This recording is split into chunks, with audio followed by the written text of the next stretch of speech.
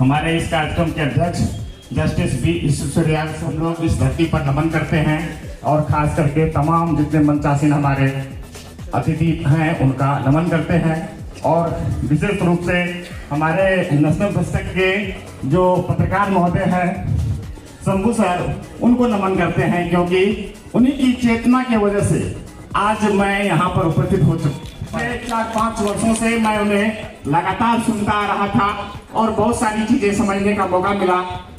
पहले नहीं समझ पाते थे क्योंकि सांस्कृतिक रूप से ऐसी कोई संस्था हम लोगों के बीच काम नहीं कर रही है जो backward SC ST OBC minorities के सांस्कृतिक उत्थान के लिए उनके महापुरुषों के जो योगदान है उनके बारे में जो जन जन तक बात को पहुंचाने का काम करे। ये हमारे समाज में अभी है नहीं, शैक्षणिक स्तर पर कोई स्टूडेंट ऑर्गेनाइजेशन भी नहीं है। तो इनका जो चैनल नेशनल दस्तक जब से देखना मैंने शुरू किया तब से बहुत सारी चीजों को मैंने समझा। मैंने 2011 में UPSC IAS का इंटरव्यू दिया था, फाइनली सिलेक्शन नहीं हुआ लेकिन बहुत सारी चीजों को समझने का मौका मिला।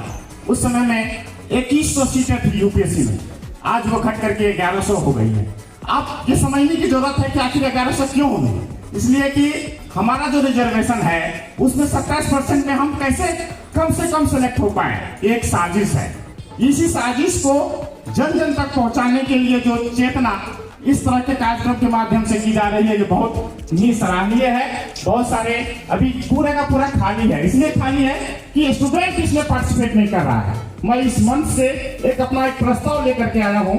मैं चाहता हूँ कि उस पर गौर किया जाए जितने भी महानुभाव हैं कि क्यों नहीं SC ST OBC माइनॉरिटी के जितने महापुरुष हैं उनकी विचारधारा को आत्मसात करते हुए एक छात्र संगठन बनाया जाए जो छात्र संगठन का नाम समावेशी हो, जैसे अखिल भारतीय विद्यार्थी परिषद है।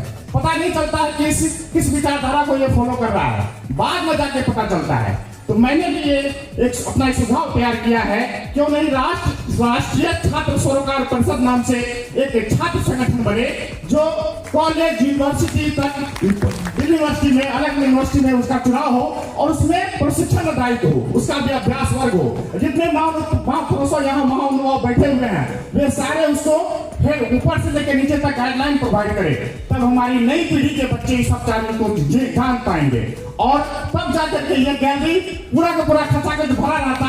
ये पूर्णिया प्रमंडल के 4 जिले के यदि जितने भी OBC SC ST के जो बच्चे हैं, जागरूक बच्चे यूनिवर्सिटी कॉलेज के, सबको इस बात का जानकारी रहता तो ये खचाखच भरा रहता। वो जानकारी इसलिए नहीं है कि हमारे निचले स्तर पर जो संगठन काम कर रहा है छात्रों को बदलाने के लिए वो हमारे हित का नहीं है। तो मैं चाहूंगा कि इस पर गौर किया जाए और इसके साथ ही ज्यादा समय नहीं लेते हुए एक बार फिर से नमन, बहुत बहुत धन्यवाद। आपके